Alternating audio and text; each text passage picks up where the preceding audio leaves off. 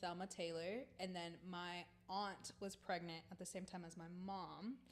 So I was initially meant to be named Thelma after my grandmother, but because my uncle was the firstborn, he got Thelma. Come on. I'm sorry. I'm so sorry. Just start from the top. Start over? Just start from the top. Yeah, just start from the top. It was getting good. Okay. Well, now it's weird because I have to do the whole thing. You're like, I don't Are know you going to you. count us down again? Were we not? I don't know. Maybe we weren't streaming.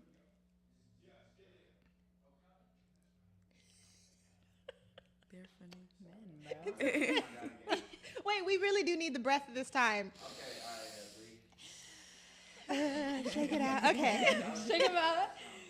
Okay. 5, 4, 3, 2. Okay. Hello, everyone. Welcome to another episode of More Than Magic. I'm your host, Kirsten Thompson, and we are VOD Pod Media. We are a Black-owned media production company located in the heart of the east side of San Antonio, Texas. And our mission with this company is to amplify Black voices, to share our stories, our passions, our creativity. And I am super excited because we have two young women that have something to say. So I will let you each introduce yourselves. Hi, I'm Lazaria. I'm 19. I go to Prairie View A&M University. I major in kinesiology and sports medicine. And yeah. Welcome. Hi, I'm Taylor. I'm 19 years old. I'm a sophomore at the University of Texas at Austin.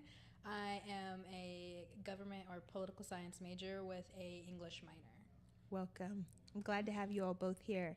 Now, one thing that we do here at this show is, our names are very important. Typically, there's, a significant reason why our parents name us our names. So, Lazaria, let's start with yours because yours is very unique. I think it's the first time I've actually ever heard the name Lazaria. So, where did it come from? My aunt, little brief story.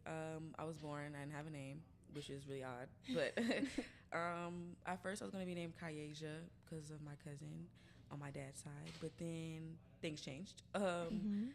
My mom didn't have a name. She was freaking out. She was crying. She didn't know what to do because I didn't have a name. At first, it was going to be just the baby on my birth certificate. You were going to be a rapper. Literally, right. So she calls my aunt in Okinawa at the time because my uncle, he was in the military at the time. So they're in Okinawa, and she called her crying like, I don't know what to name her. And she was just like, Lazaria. And she was like, that's perfect. I'll just name her that. So I'm Lazaria Janelle Everett. That's my name. Lazaria Janelle, that's Pretty. beautiful. And you were saying that your aunt has... Oh, yeah, she has two sons. So at the time, there was obviously no number 3 yet. So Right. she was just like, I want a girl, but I don't have a girl. So I'll just give her the name that I was in my brain already. Right. Just give it to I her. love that though. Like she was, I think that's actually like really special. She had that name like tucked away in her pocket, Right. just for you. And Taylor, Hi.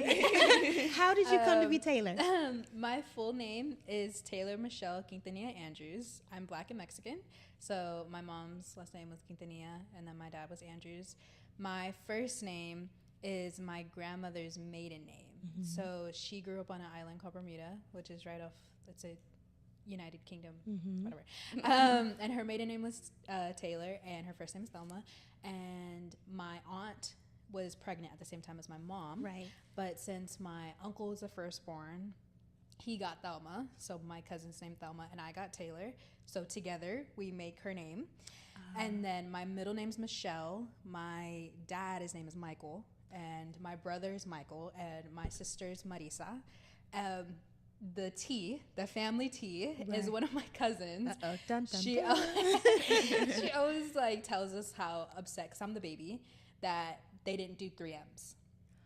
So they were like, you should have done Michelle Taylor, but I'm Taylor Michelle, so that's kind of the family T, that I'm not the last M. Yeah. Instead, I am Taylor, which I love my name.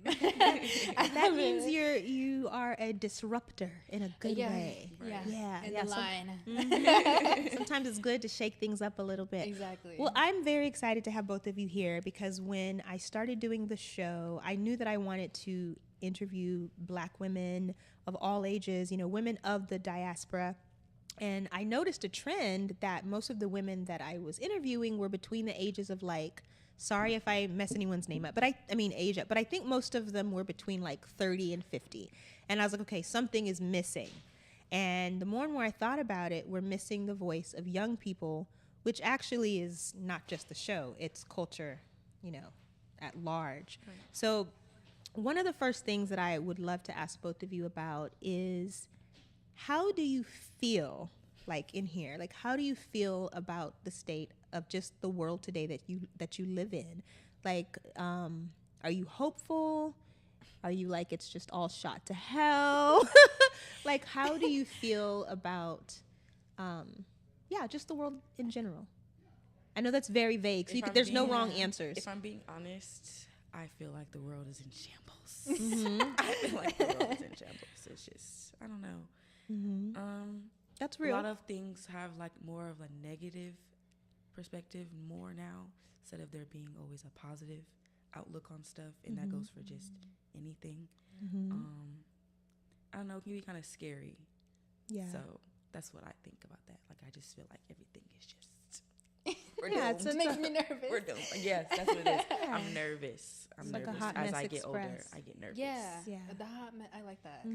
It's just more and more bad things pop up as the year goes on. It's just like, Jesus Christ, can we catch a break? Yeah. Please. But that's really just, there's positive in the world, but you don't really see that because the negative always. It's like amplified. Just, yes, there you go. It's always pushed. The negative always pushed out instead of there being positive being pushed out. That's, I don't know. That's just.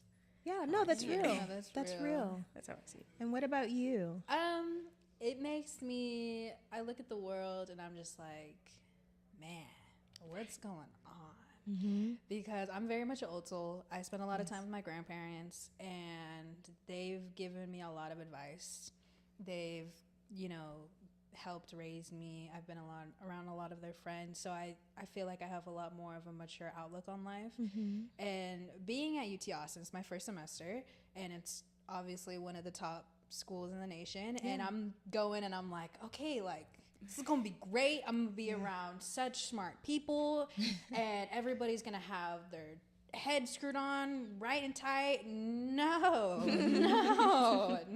Oh my God, no. It's just like everybody seems to like have no sense. I'm like, I go to work and I go to school and I go to class, and I'm just like, where is your sense? Like, sometimes we're young, you do this, you do that, but it's like, I know your parents gave you some sense. Where is it? Or maybe not. Yeah, and then that also makes me think, because sometimes I talk to my friends and they're like the other day I was talking to my friends about how I was so excited to get back to work because I'm like broke. And I was like, I didn't have a job this semester. I was like, I'm broke. I need some money. And they're like, you don't have your parents' like cards? That's always so. And I was like, no. They're like, they don't send you money regularly? No. What? They're like, I literally have my dad's card in my pocket. I was like, your parents live in San Antonio? And they're like, yeah. No. But let's talk about that, because a long time ago, I was in college too. And I do think as young Black women, culturally, our experience in college is different on a number of ways. And that is one that I think sometimes when we're getting our education, not sometimes, we have to work harder because we don't always have the same things afforded to us or access to the same, whether it's financial or information. So like when you're on your campus, well, now you're at an HBCU. So it's, I would love to talk about maybe the differences too. Yeah, well, no, there's differences. So you're like immersed in a sea of people that mostly look like you. Yeah. And a lot of the same stories as well. Well, not really sometimes. Well, like, okay, since I'm not from Houston or Dallas, or that's where are you from? I am. Okay, so I was born and raised in North Carolina. Then my mom and my parents decided to move to San Antonio when I was like kind of younger. So I was always doing a lot of back and forth. So I was really like, I think until maybe like 5th grade, I was actually here. And so that's when, like, okay, it's a little different down here. Yes. And so it's the same thing Definitely. for college. It was like, okay, all of you all know each other. Everybody knows everybody in Houston. Everybody knows everybody in Dallas. I'm from San Antonio, and a lot of people go to Houston for school in San Antonio. They go to, UT, or Right. they try to stay within the San Antonio range. Yeah. So it's different, but it's like kind of like a good different, because a lot of the girls at my school go through the exact same thing that I experience. Or sometimes there are different stories, or like some like, okay, well, yeah, like my parents, like they're They're sitting on money. Like, what are you talking about? Like, Right. I don't have to do any of that. So it's just then there's another group of friends, and they're like, no, girl, I'm on work steady. Right. Definitely, I'm going to be clocking in at Chick-fil-A at the cafe in about 2 hours and a little bit. So I don't know. So it's different. It's a balance between both. I don't know how to explain it. Do you still feel? So there's differences, but you still feel a commonality there. Yeah, there you So go. do you feel at home even though it's not? At Okay. school? I feel definitely at home. Like, Okay. I guess it's just more so I'm more around Black people, like Black girls, and like we all share the same thing, and it's not like Does she belong here? What like, she do? Yeah. And I always went to predominantly white schools all the time, so seeing a whole lot of Black people, I was like, oh my god. Yeah. Well, and these are awkward things that people don't like to talk about. One thing I know, people don't like to talk about race at all. But, we're here. We're here. Right. And so there are some differences. Now, you're at a primarily white institution in the capital of Texas, and you are Double also doozy. yes, and you're multiracial, multicultural. Yeah. Do you feel like an interloper? Do you feel like I've made my place and I'm here and this just is what it is? How has that been for you? It's hard being Black and Mexican, especially just in San Antonio, because there's so many Mexicans and there's so many, like, just culture in general. Like, I went to a church up the street. I went to St. Paul United Methodist Church. Oh, yeah. And so that's like one of the historically Black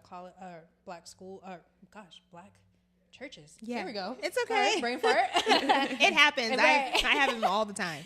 And so I started going there with my grandmother when I was young, and my mom has 7 siblings, so we were very immersed in our Mexican culture. So people are like, well, did you pick a side? Nope, never picked a side. I'm Black and I'm Mexican. Right. So when I got to UT, I really didn't know what to do, where to go. There's mostly a lot of Asian and South Asian people at UT. That's really, and white folk, that's really all you see. Right. There's about 500 Black students. So I really just didn't know what to do, where to go. I have a friend, Rajni, who I know you know.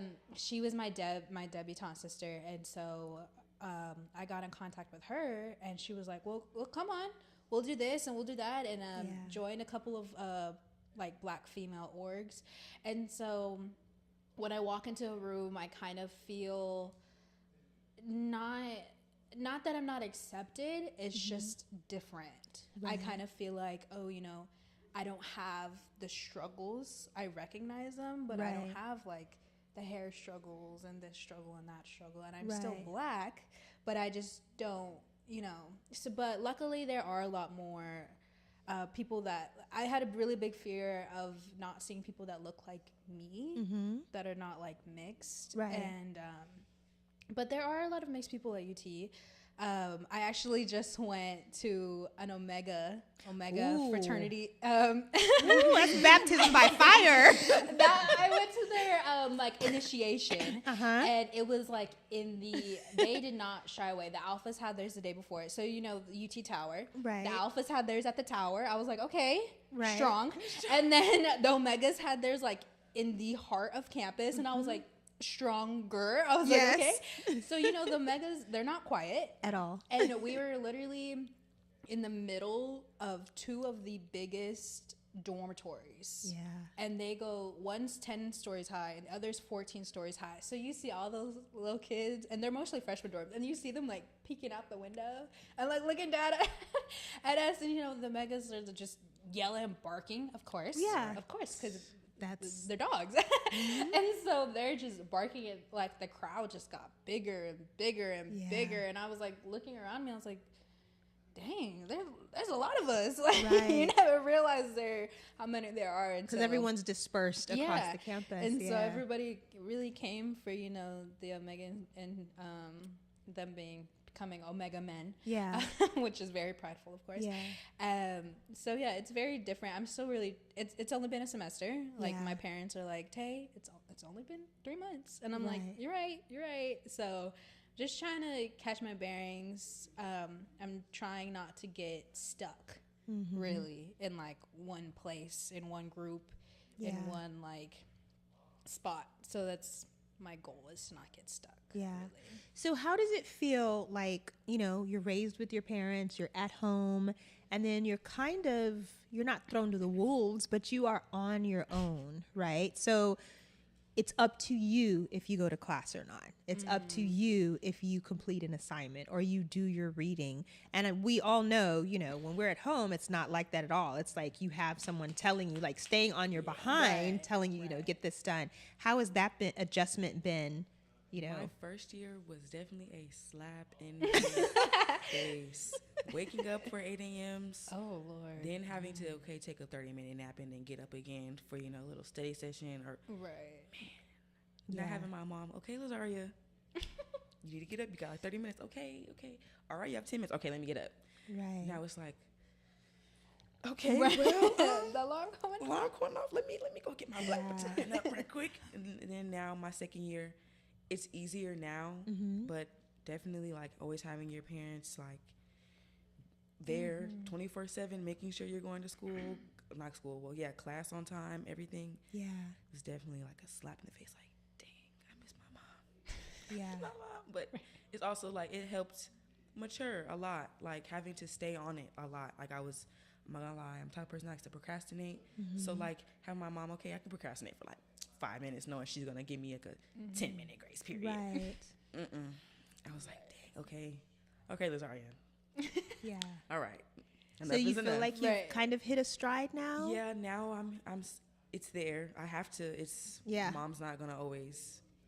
My dad's not gonna always be there to ride my back. My mom's gonna be there ride my back. You have to get up and go to class on time, or just get up and do your homework. I know I have an exam tomorrow. There's no reason for me to go out tonight knowing I have an exam tomorrow. Yeah. Stuff like that. So, but yeah, it's different. A lot different. It's way different. The balance. Yeah, that's what it is. Yeah. And what about you? Is it? Well, I spent my freshman year at UTSA, which was literally 10 minutes from my house. No hate on my siblings, because I love y'all. Hugs and kisses. However, don't hate me when I get home. But I was the little smarty of the family. Got it. So I was always the one with, AP classes, dual credit. I was very in studious. Orchestra. I was in debate. I was the studious one. My siblings were the athletes. My brother played football. My sister did basketball. So my parents were just like, they always just expected me to have good grades. And when I went to UTSA, I was always like mentally, I always made myself very aware. I am paying to be here. I am not. It's not. I didn't get a scholarship. I didn't get a full ride. I'm wholeheartedly paying thousands of dollars to be here. So if I don't go to class, or I don't skip class, Mom and Dad, I promise. A wink, I'm just kidding. No. If I don't happen, it has to be for some dignified reason. Yeah. So I got to study for this exam, and this class isn't a priority. This class is a priority. So I did that, not as much as at UTSA, but definitely at UT. It's it's a lot more rigorous. It's a lot more just tough. UT is UT for a reason. So, absolutely. But definitely that balance, trying to find it before you're just in your home, and you can just go downstairs and sit at the kitchen table, do your homework. Right. It is now you're on campus and you're like, do I go to the library? Things going right. Do I go to the study hall down the street? Do I go to, this building, like my friend told me this building's really nice to study in, but this I heard another, and so it's like the options are kind of daunting. Like when you I was didn't like, really where's have. my kitchen table? I want my kitchen table. Like I need my mom. I need to be smelling the food being cooked. My that's my goal is to eat. Like that's always like my study. If I finish a study guide, then I can go get dinner. Right. So it's a lot of like making little goals for myself. So I feel like I'm pretty good. I've had some friends that are like, yeah, I didn't go to a class this semester. And I'm like, the class that you paid for, the thousands of dollars that you paid for, you didn't go to that? No, but that's a big motivator. I'm never one to judge. Right. But you're like, as for me and my household, though. Right. We're not gonna do that As around me and here. my GPA, like, we're going to keep it balanced. Yeah. But yeah, that's basically how I do things. So I want both of you to tell us your majors again, and what made you choose. So yours is kinesiology and sports medicine, correct? So what made you choose that? Like, were you always athletic in school? Yeah. Okay. That's really where it came from. I was always in something. So like when I was little, like way smaller than I am now, I used to do cheer. Okay. So I was always like, oh, I love cheer. I love cheer. I love cheer. I love cheer. I was just diehard, just love cheer. Then as I got older, you start to grow, and you no longer can be a base when you're. Yeah, because you're tall. What are you, like 5'8"? I'm 5'10". 5'10". Oh, okay. So everybody else around me, they're like, oh, little, I'm the biggest giant in here. Can I be a base or a flyer? So that was not the window, and then came basketball. I fell in love with it, and I was just like, okay, this is what I want to do for like the rest of my life. Then that's when I started she's like my sister. She was she played basketball as well, but her thing was like physical therapy, and so like she was always wrapping ankles and like always doing that type of stuff, and she would like show me like her stuff for like her class and stuff, and I'm just like, oh, that's kind of fun. Like, that's fun. Like basketball's cool. Like running up and down, sweating, shooting the basketball. Okay, cool. I can get a scholarship off of that. Right. I got private school scholarships for it. Gotcha. Okay. But then I was like, I don't really see myself going to like a private school. You're like, I need to soar. Yeah. Spread So my then I was wings. like, I don't want to leave the athletic field. Like I still want to be a part of the sports part. So I was like, well, what is there that I can do that can, I was like, I'm definitely not a coach, so that's not going to work. I can't do that. So then I was like, my sister's physical therapy. And then I started to like ask her questions about it and like got more, and like she used to tell me more about it. And I was like, okay, I can really low key see myself doing this for like a long time. And once again, I'm still there. I'm just not on the court. Right. So then that's when I was just like, okay, sat down, did research about it. I really didn't know much about it. All I knew was basketball. I only knew the plays, like motion, all of that. I know how to do that. But it was more so like, okay, you need to know other sports besides basketball. So I was able to learn about soccer and tennis and all the other sports that I would have never played. Like right, never. because those aren't like the coolest. Yeah, I would never see myself playing those. And so then that's when like I did research about it. Prairie View had such a good they have a really good program for kinesiology, and I was just like, this is what I want to see myself doing. This is benefit from it. Get a lot of job offers from it, and I can travel the world with it. So might as well go and give it a shot. And ever since my first semester of actually learning about it, I've been knee deep in it ever since. Like I just love it. Well, and I think when people hear kinesiology or sports medicine, like the medicine part may be something that people don't really think about because it is highly scientific. It's not just like, oh, you're studying anatomy and physiology and the body and how systems and ecosystems within the body work. So it's it's science, and it's literally a field of medicine, which going into that, were you shocked by like some of the classes you had to take? Most def. I was sitting in, I think it was like a little biology class I had to take, and I was confused, like, why am I here? Right.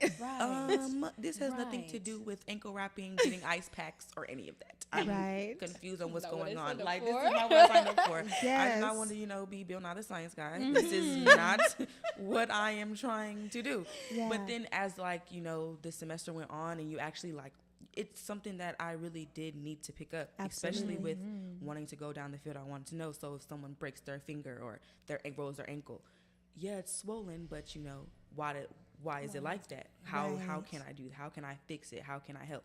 Is it just, maybe it's getting swole like that because you sprained it more than twice. Obviously, I would be able to know that because of how you're moving and stuff like that. So it's like science, and then like how somebody is, like body language more so. I definitely learned a lot about that in school. Like body language. Before it was like, okay, you can tell when somebody's hurt or like something's bothering them, but seeing an athlete, okay, yeah, I'm fine. Then you're like, now it's like you have to sit there and watch that player, how they move, how they play the whole entire time. Once you see, okay, they're definitely lying. Because for one, you hopped up way too fast off the opposite ankle. You're clearly still hurting. Like you're able to pick that type of stuff up. So something that was really cool. Yeah, no, that is cool. I didn't even know I needed to learn stuff like that just to be a physical therapist, or I just thought it was okay. I can just give you a little massage. Right. You'll be fine. But was definitely more than that. And I was like, that's crazy. That's cool. Like, I don't know. I like schools. So do you feel like you've surprised yourself by what you've been able to? Yeah. Yes, ma'am. Just a lot. Yeah. That's so cool. Pop your collar. Give yourself a little pat on the back. Right. Now, Taylor, your major is government political science. Yeah, it's a little weird. UT just loves to be special. I don't really know what their deal is. I guess they're like, you know, Longhorn, they're always like bleeding orange and stuff. Right. I'm like, okay. It's political science, but UT likes to call it government. Right. Ever since I was little, I initially wanted to be a doctor. But then I found out I'm really not good at math or science. They really just ain't my field. You're more of an abstract thinker? Yeah. I would much rather sit down, write an essay than sit down and do like 6 or 7 math problems all day. So there are a lot of lawyers in my family, and I decided, you know what, I want to go down the law path. I can see myself being successful in that. I can feel myself. I used to do a lot of, my mom used to make me do poetry. So I've read a lot of Maya Angelou and things like that. For Why Does a Cage Bird Sing? I've said that so many times. Yeah. And like I felt like I was really good at speaking and being present and having my voice heard. And I decided to go into like pre-law, and political science government happened to be one of the majors to do that. More this year, I took a class called Race, Indigeneity, and Migration. It was very interesting. It was very enlightening, I'm sure, to say the least, because we really didn't learn just about blackness. We learned about whiteness. We learned about Asian Americans. We learned about Mexican Americans. We learned about Native, indigenous people, and how we all kind of intermingle to make this country what this country is. And we really discussed how and why white supremacy has stayed white supremacy, and all the little interworkings. And one of the main things has been mass incarceration. Absolutely. And the mass incarceration rate that just keeps on increasing from different presidential administrations that are like, oh, you know, we're just trying to, you know, fight drugs. No, it's you're very trying codified. To fight black people. Like, let's, you know, unveil it. Let's be real. So one of my goals, my newer goals, is to become a lawyer, probably a trial attorney, and then I'm really hoping to have my little project of helping the mass incarceration rate. Don't say little though. Oh, my that is no. not. Yeah. Well, and I only stopped you not to cut you off, but I remember when I was younger, I would talk about some of my dreams and goals, and I would say, "Oh, I just want to have a little company doing little this."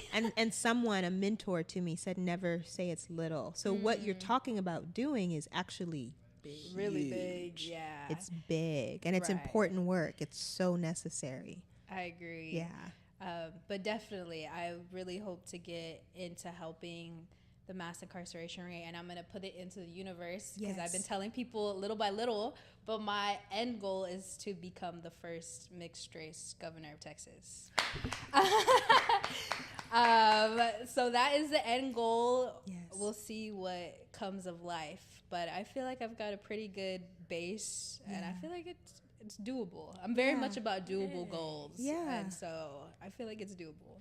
I love this because I'm looking. So originally, when I was going to do this show, there was another beautiful sister who's a designer who was going to be interviewed today, but she's not well. So Amber, we're sending you our love. Get better, please.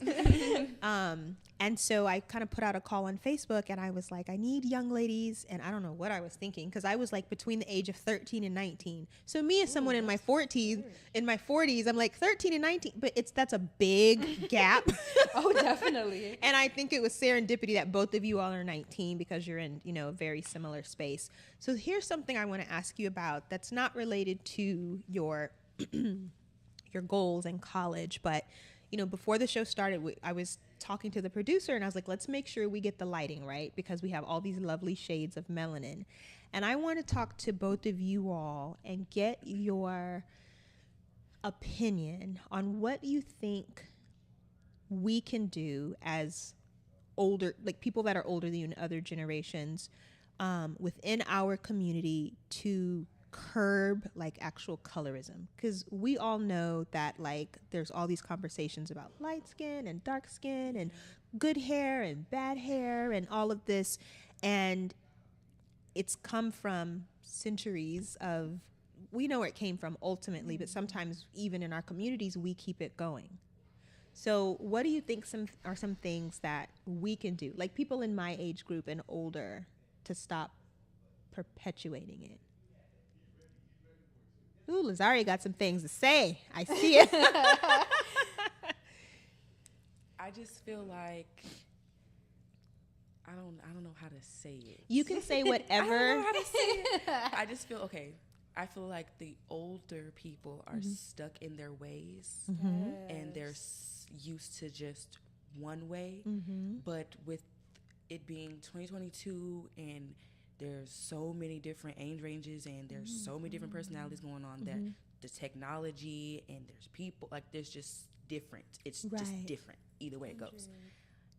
It's harder to get them to understand on like there's this wall that they have that they just won't let go. Like they won't break it down because they know, because back in the day, that's not what we used to do. We used to do it, which is okay, yes, which is completely true. Yes, that was exactly the way y'all did it is exactly the way y'all did it. But there's a time change going on, and we have to adjust. Like every year, there's something new. We have to adjust every year. You have to just adjust, and it's okay to be uncomfortable with certain things. And I just feel like there's something that they're just not gonna just want to be uncomfortable with because they're just stuck in their ways. Right. Like they're just stuck. So do you feel like it's a matter of, so I'll ask you both this question. Where do you think the getting unstuck starts? Do you think it's listening more? Do you think it's traveling more? Do you think it's reading more? Like, what is it? Like when you talk to someone in a generation that's older than you and you're having you're not having a meeting of minds, right? What do you think one of the solutions that people can do to unwedge themselves from these places where they're just like, this is it, this is the gospel, this is how it's going to be forever and ever, amen. And you know that it's not, because the world changes. Exactly. Just like you said, listening. Like just hearing what the other person has to say, somebody younger than you has to say. We go through your story, their story is going to be completely different from mine. We've gone through two different things. You've had more of a struggle. You've had to basically do things for yourself, kind of in a way sometimes. So we don't have to do that. We have all these types of different sources of ways to make life so much easier that I just, in my opinion, I feel like they're stuck in a way, and it's just a harder way of going about things. When there's such an easier way of, yes, you're completely right. Yes, your opinion is valid. Understand that. But there's always a but. There's an easier way to have just an easier way to, what's the word I'm looking for? Just be. Go just about exist. Yes, there's Just such an easier way to go about it. There's such an Yeah. easier way to go about it. Instead of arguing and always saying, well, those Gen Z kids, they're just. Well, and it's funny because we had that conversation before the Yeah. show where we're trying to figure out what to put on the little header for the video, and our producer was suggesting Gen Z, and I think Taylor, you and I were both like, I was like, I don't really like Gen Z. I don't Right. like that terminology because. So tell us why you don't like it, because it's important for people to hear this. I feel like Gen Z, the term Gen Z has such a bad. I think all of them. Like you hear, oh, she's just a millennial, or like, Right. oh, what a boomer. Right. No, that's not. No, I Yeah. think I've been around a lot of like freshmen this year. There's a girl at my work who's a lot younger than us, and sometimes I just hear like people talk, and there are people that act Gen Z that Right. they don't want to work, Right. or they don't want to do their homework, or like I know there are some people at school that I've like met or hung out with. I can't do homework with you because all you're gonna do is sit on your phone. Right. Or like people at work where I know if I see your name on the sheet, I'm like, okay, so I'll be doing the double work today because you're not going to pull your weight. And I'm not shy. I'll be like, oh, so you're not going to do what you got paid here to do? Okay, well then, Right. So I definitely do think that there are some Gen Zers that simply don't want to work, that want to be a housewife or house husband, and they don't want to like, you know, as Kim K, you need to get up and work. So there are definitely people that are like that. But I think a lot of people within our generation are willing to work, that they want to work. They want to make their money. They want to get educated. They want to be for the people. They want to make the America that they want to exist. Yeah. And I feel like there's a lot of limitations. Like I said, I spent a lot of time with my grandparents. They're in their 80s. And my grandmother, she's British. And, initially, she's been here in San Antonio for 60, 70 years. So she ain't British no more. But she's very still proper. And, you know, we have our manners, and we always sit correctly, and we eat correctly, and, you know, all of that. But my grandfather, he grew up in San Antonio, and not to say that my grandmother isn't very open and honest and accepting of us, but sometimes when we talk to him, he's like, that makes sense. That's valid in what you're saying. Or if we say something, because there's 6 of us in total of their grandchildren. Okay. And my brother, he's 26, he's the oldest. And my cousin's 19, and she's the baby. Okay. And so when we talk about, like, let's say we want to wear shorts out, my grandmother would be like, That's you not look like you're proper. about to go to gym. And then my Right. grandfather would be like, well, you know, that's kind of how they dress nowadays. And, you know, that's just kind of, they're just going to the mall. Like, they're just, you know, doing it. And then, you know, my grandmother give a little pushback. My grandfather would give a little pushback. And then it'll kind of settle. But definitely as my grandmother is very in her ways, and I don't knock her for it, because definitely, the mannerisms and the maturity that I have is because of her. Right. And I thank her all day for it. Right. But, you know, communication is it. big. And Yeah. communication all day long. Because even with my parents, it's like sometimes it's knocking on a brick wall, especially with my dad. Love you, Dad. But you know, like, let's be honest. Well, and that's the thing. Parents, Right. we know these things. We need to hear Yeah. them, not just from our children, but from other children as Yeah. well. So it's not Yeah. like, oh, it's just isolated. Yeah. These are conversations that all of our kids are having these conversations. Yes. So So I definitely, like, my dad sometimes just like talks to a brick wall, and I'm like, look, you're not gonna side with me, and I'm not gonna side with you. So let's just Right. not fight. I'm gonna walk away, and then we'll resume later. So it becomes it's difficult, but it's doable. Right. I don't think there's anything that's not I think the communication skills, and I also think because I took that race indigeneity minor, so it's in the top of my head, but like segregation, slavery, all of that is a struggle that a lot of our grandparents have had to deal with. My parents are obviously interracial, and my Right. dad has like told us when we were younger, like, it's okay to date like out of the race, but like be prepared. Like, you know, for It sure. comes with something. It comes with heat. Like, my Yeah. dad would always tell us, like, we used to get looks, Yeah. and my mom's Mexican. Right. So it's like also that they had to go through all these struggles and all this hatred, and I feel like some people of older generations feel like because they had a struggle, they don't get it. Like, we don't get it. Yeah. Like, we don't understand their struggle. And it's like, no, we do. Stuff We still goes truly on. do, and we recognize your struggle, and we appreciate you for going through that and getting us as a generation to where we are. And now we have to figure out our own struggles in our generation, because it's not there is no a different equality time. here Right. in America.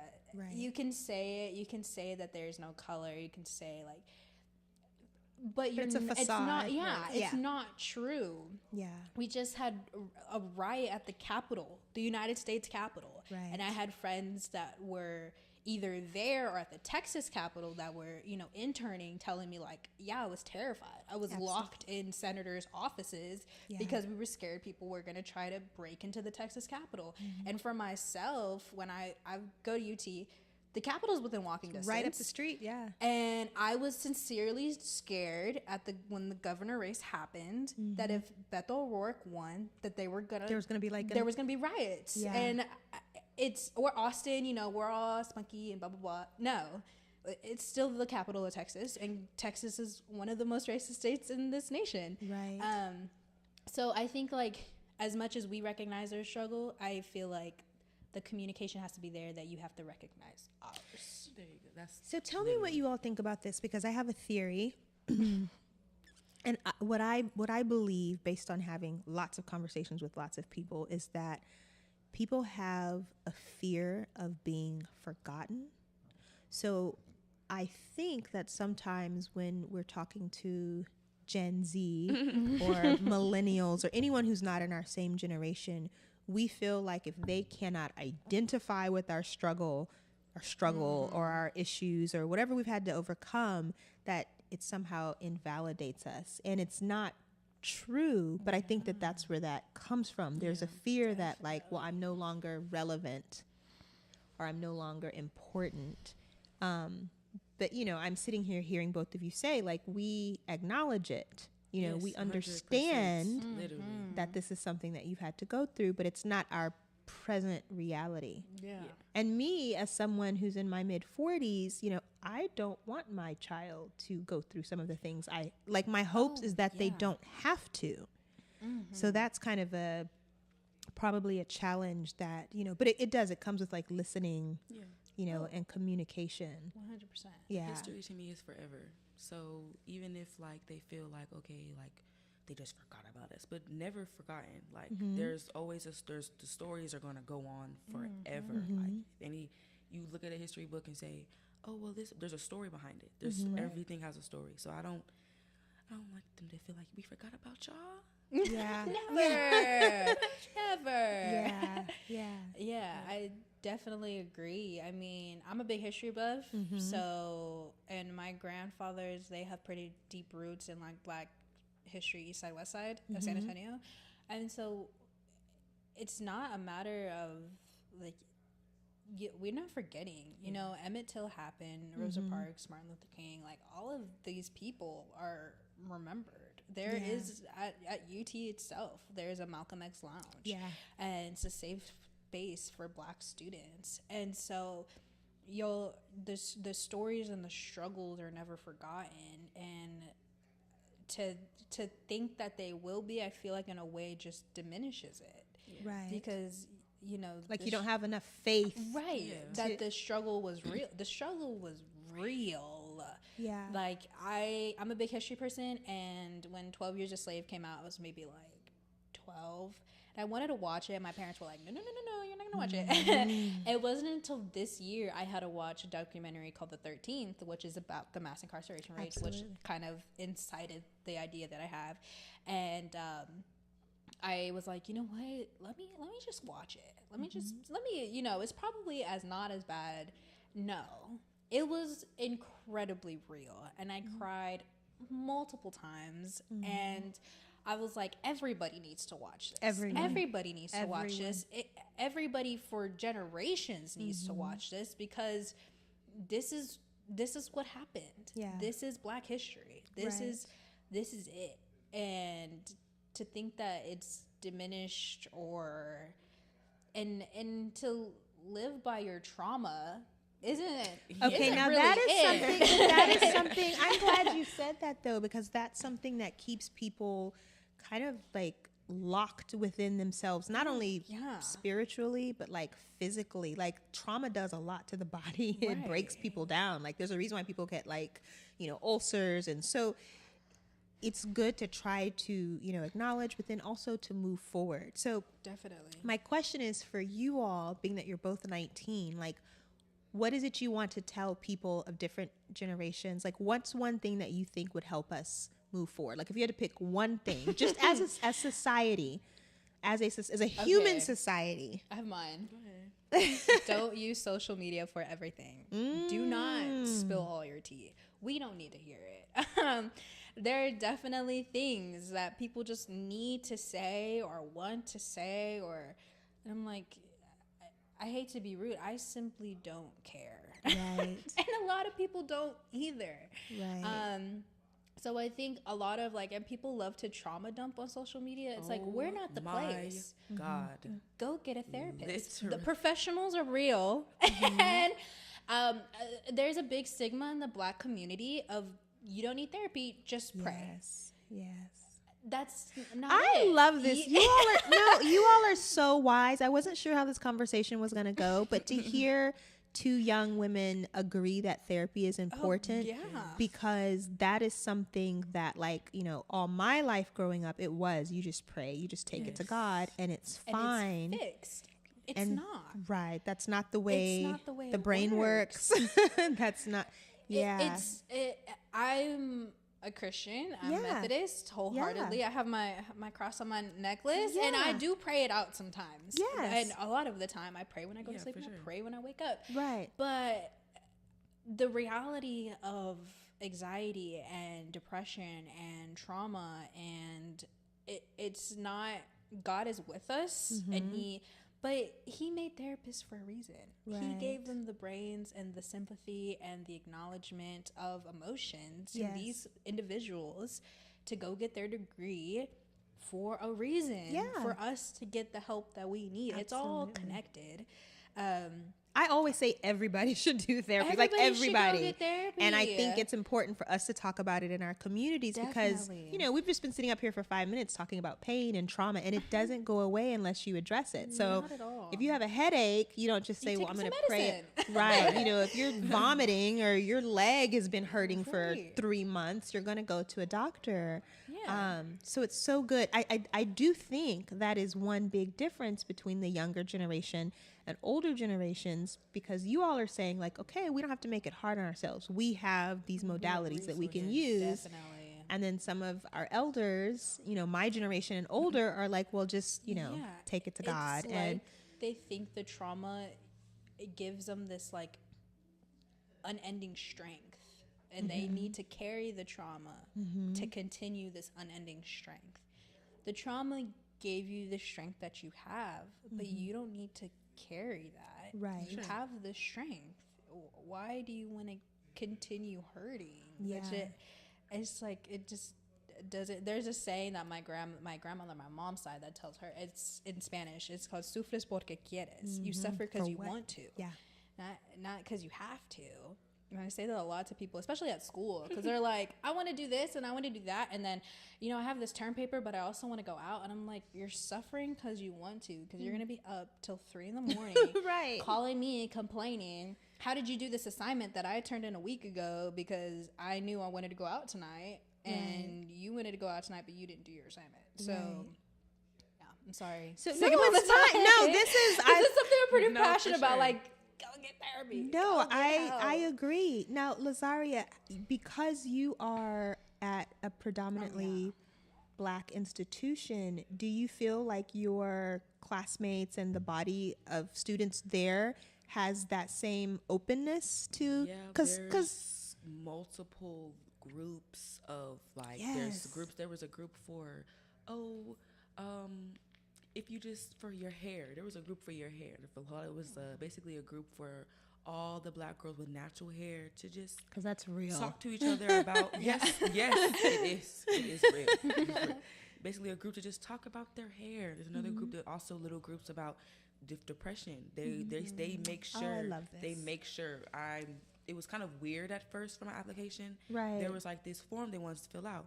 There's a whole group just meant for anxiety, depression. If you want to talk, there's a whole room of just other people that can help you. So with everything being so open, it was different because like, once again, like your parents tell you, yeah, you can talk to me, or like. But it's weird talking It's to your like parents hard. about certain Do I things. really want to It's talk to you hard. about the boy that I saw in class today? Right. Do I really wanna tell You know, about gave me a that? mini panic attack while I was sitting there. Do I really want to talk to you about it? I mean, no, you need to be focusing in your schoolwork. Okay, right. yes, but I want to hear that. Like, I don't Right. wanna, You're like, I just but, want to talk about you this know, boy because he's right. really Just cute. vent for a second. like, you know, it's okay. But Right. stuff like that. Like, there were so many, like, groups and people to just talk to about anything, which was really different. I'm not going to lie. And my mom, she was forcing me, like, she was pushing me to, well, there's this, so just go to that. Like, I'm like, no, like, that's scary. You're like, this is Like, weird. It's weird. Like, which is kind of makes me nervous again, but I'm nervous to talk about my feelings to someone that's willing to help or to be there and talk about it, which is really weird. So it's different. It was very different, but it was a good different. Yeah. Like a really good different. And I liked it a lot. So then, because you all are both sophomores, like you obviously are studious and you are doing all of the things that you need to do. But how do you de-stress? Like, what are you doing for fun? Because I know there's an idea that like everybody's just wilding out 24/7 on college campuses, and yes, that No. happens, and we don't have to talk about that. Yeah. You know, it happens occasionally. But like, what are you doing just for fun?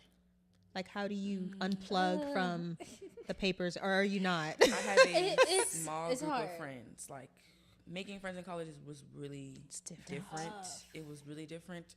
I'm not one to go up to people and say, let's be friends. Like, I'm not that type of person. I never have been. Right. Luckily, I got blessed with the roommate. My roommate, I already knew her. So we were that in there helps. together. So you don't know anybody, I don't know anybody.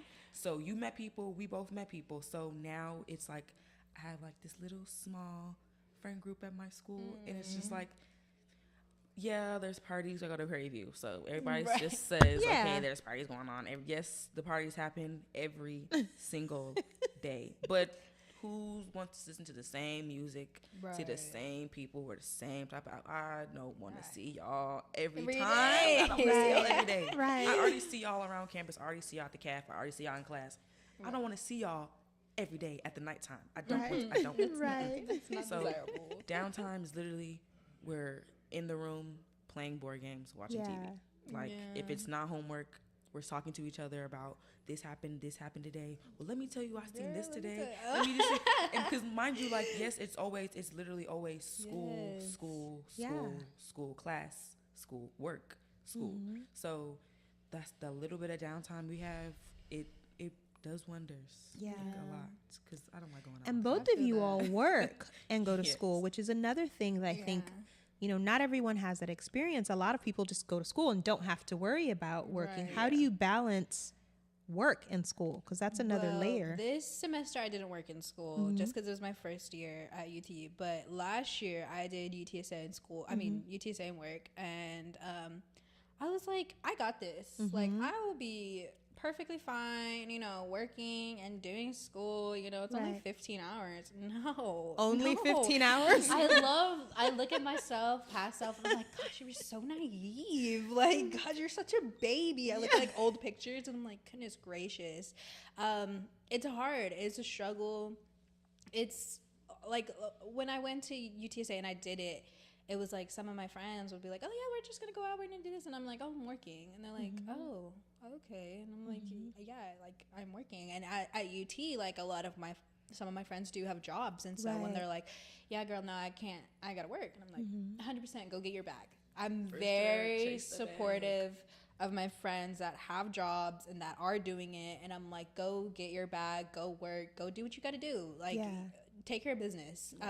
And I have 100% respect for them. I'm hoping to work next semester. It's a struggle, but like to the downtime, it's hard to find it. Literally. It's hard You have to, like, force yourself. work it. Yeah. It's a lot of the time I'm like, especially UTSA and UT are very different. There's a lot more reading. They base a lot, even like classes I didn't think I was gonna be reading, 5-6 pages a week, not even a week, a day. And I'm like, come on. And it's not like it's easy. I'm like, gosh, I don't understand a word of what these people are saying. Yeah. So it's like you don't read it once. You got to read it twice or 3 times or whatever.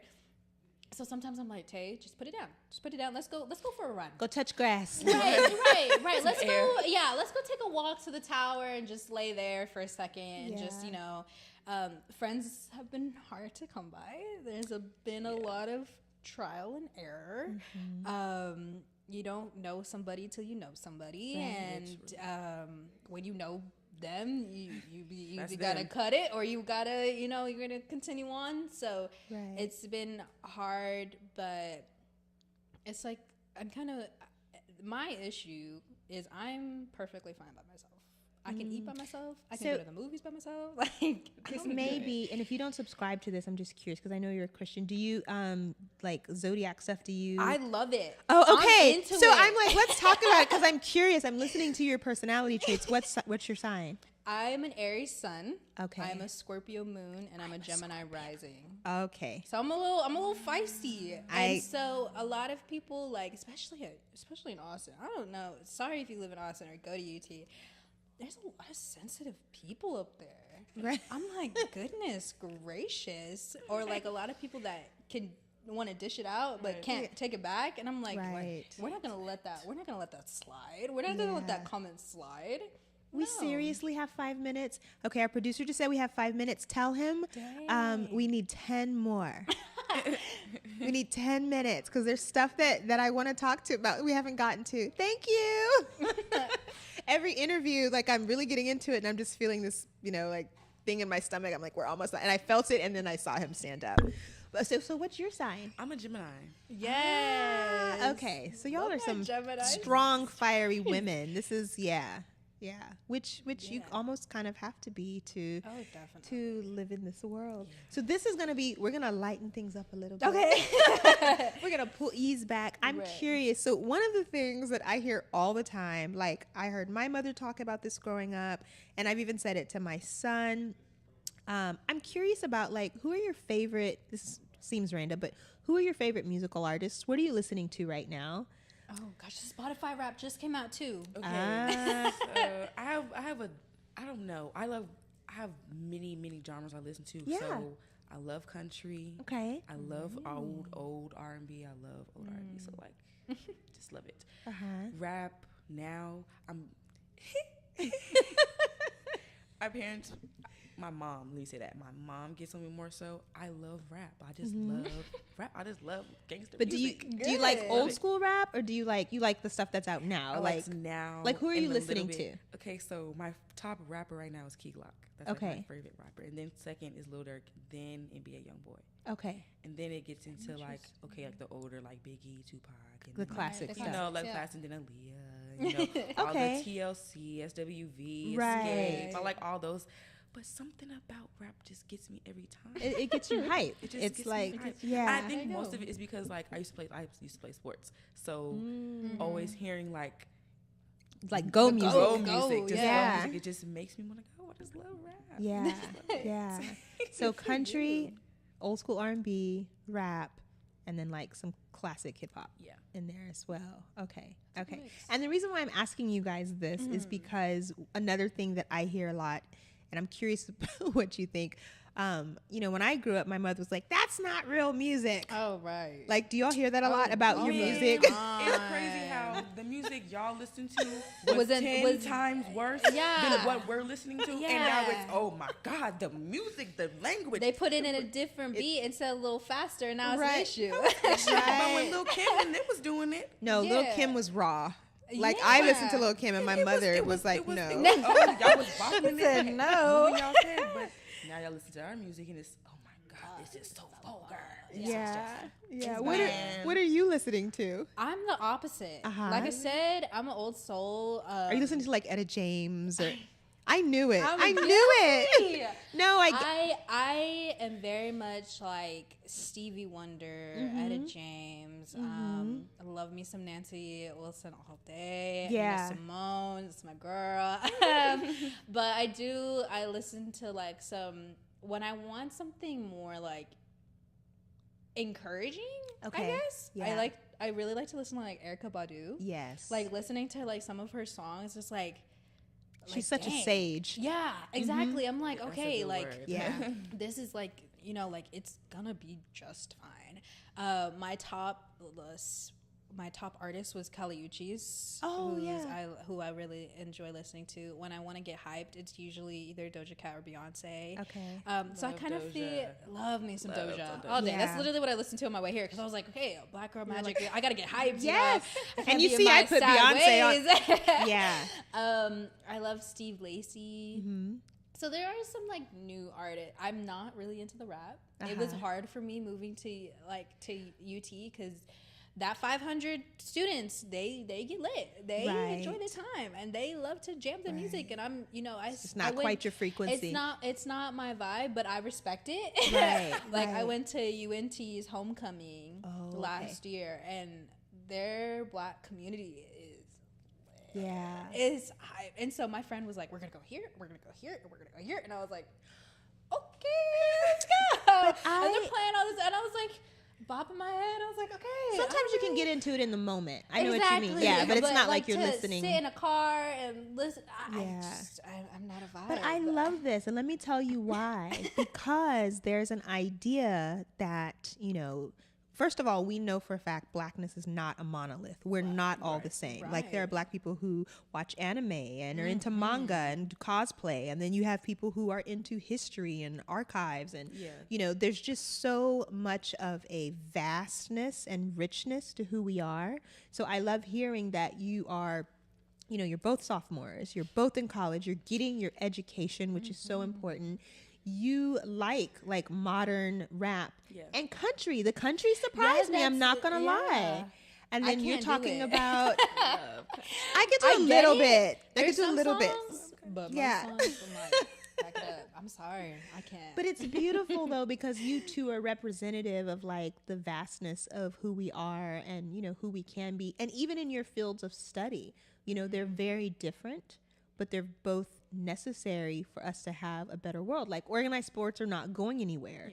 And we all know that the majority of athletes are, coming from our communities, and they're going to need people to really help and take care and make sure that whoever they're playing for is not abusing them and making them play injured or, trash their I bodies. do give you a lot of credit because I see like we had this whole thing about Black people's injuries and suffering not being taken seriously. Absolutely. And I know a lot of like my grandparents, they won't go to a doctor that's not Black. Yeah. Simply because they're scared that they're not going to be taken seriously. So I give you a lot of credit, and I give you a lot of applaud for doing it and actually enjoying it. Yeah.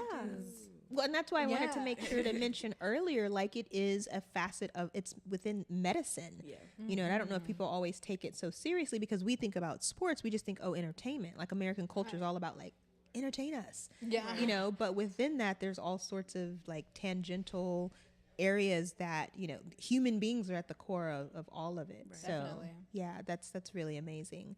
So we've already been graced with like 10 minutes. I don't want to abuse it, but I guess, and this is going to be kind of vague, there's no right or wrong answer, but what is one thing that you just want people to know about your generation? Like, is there just a really, and we're not going to even call it Gen Z, because that, I think, sometimes we label things too much, then we have prejudices, but just, it doesn't have to be about your generation, about Lazari. Like, what is something you want people to know that's just really important? That depression is real. That anxiety is real. Those are two like of the most biggest topics in the Black community that don't get talked about enough, and if they do get talked about, it's just like a slap on the wrist, and it's like, okay, you'll be fine. Those are like, especially depression, like it's a big key factor. And I don't, just because like you may see your kid may maneuver differently and you like, oh, they're just being lazy. Don't automatically think that it's just pure laziness. Sometimes it can be. Okay, you need to get up and do something. But 9 times out of 10, just like you said, you talk to your son. Like you guys have talks. Talk to your kids, please. Like me and my mom talk all the time, even when she's like little stuff, and like she can pick up when I'm moving different or bothered. She'll like, what's wrong? I was nothing, just nothing. No, what's wrong? So like having those one-on-ones with your children or anybody actually is a big thing. Men go through it a lot. Yes. Men go through depression a lot, and they don't want to talk about it because of manhood and their pride. The machismo. But It's bad. it needs to be talked about, and I really wish it was more talked about, or like people have people to talk to about it. Yeah. But that's what I really want to Put push out No, there. thank you for that. Shit. That's it's especially very, with it's African American true. men. They feel like they're stronger. Like, oh, I don't need help. I'm a grown man. I can figure it out. Having a simple 5-minute conversation with someone, you will realize how much it helps. Yes, how much it helps a lot. But that's what I would say. yeah. Preach Thank it. you For for sure. that. Preach Thank it. you. Definitely. Yes. Gosh, it's a hard I know it's question. very broad. It's kind of Right, I had to nebulous, kinda- but that's why I wanted to leave it open so you can yeah. answer however you want. I think mine, just being in school, is be open. Be open to the conversation. Be open to the opportunity. I feel like a lot of people limit themselves. It's not that they're being limited. They're limiting themselves to an opportunity or to a discussion or to just literally anything. Just have that talk, have that opportunity open. Don't try to limit yourself in any type of way because of any type of thing. If there's a will, there's a way. Always. Always. If there's always. This is so affirming. and- I love you guys. And also a big thing just for students or anybody that's in school, grades don't define you At all. Definitely for the high schooler. I doubt anybody. Maybe there's a high schooler listening to this, or a parent that has a high schooler. Don't let your kids let their grades define them.